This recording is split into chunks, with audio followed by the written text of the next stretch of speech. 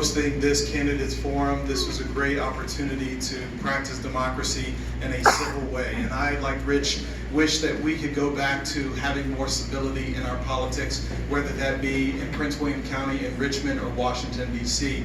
And I promise you, if I'm elected, I will be a leader in bringing people together and not tearing people apart.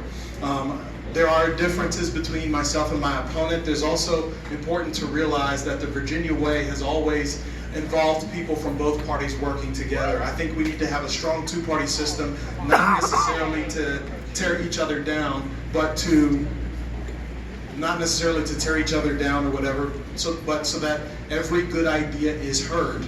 And we can have one-party control if the Democrats take over the state legislature this November. I think it's important to have checks and balances against both parties in Richmond, so that is important.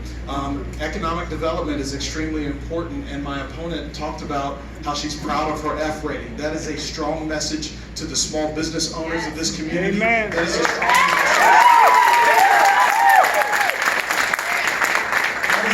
message. For every person who works for a small business or a company here in Prince William County. If you are sick and tired of always having to drive to Maryland or drive to DC for your place of work, we should be able to grow small businesses right here in our backyard, and I don't see anything wrong with that.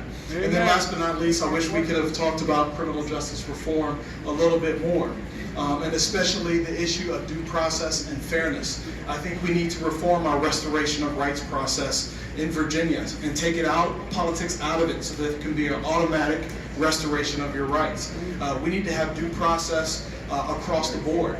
As Delegate Guzman did with the Lieutenant Governor, Justin Fairfax, this year, African American males are sometimes perceived guilty until proven innocent. And my opponent demanded that Justin Fairfax resign without any investigation or without any due process. If that is how she sees the Lieutenant Governor, what chances do our sons have who are people of color?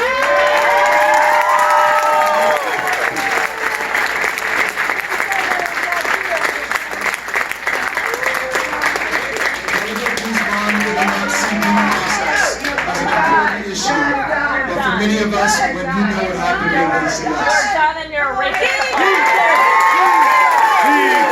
DJ, DJ, DJ, DJ, DJ, DJ.